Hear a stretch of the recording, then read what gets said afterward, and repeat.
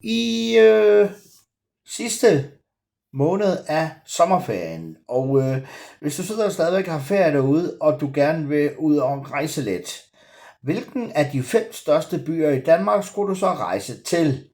København, Aarhus, Aalborg, Odense, eller skulle du tage til Esbjerg? Det var altså de 5 største byer i Danmark.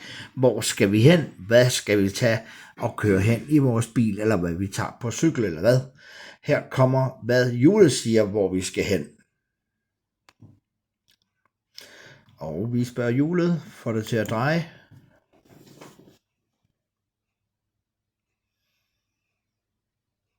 Og ifølge Julet, ja, så skal vi tage derhen, hvor jeg lige har været faktisk, nemlig Esbjerg. Så hvis du skal ud og rejse, så skulle du altså til Esbjerg ifølge Julet. Jeg skulle lige hilse at sige, det er altså også en rigtig spændende by.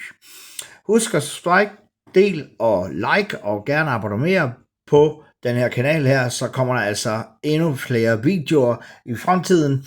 Og husk altså også at abonnere på kanalen, fordi så får du altså også som den første at vide, hver gang der kommer nye videoer her på Hvad siger Julet. Kan I have en fortsat god sommer derude. Husk, vi har stadigvæk hele august tilbage, så det er stadigvæk dejligt med sommer.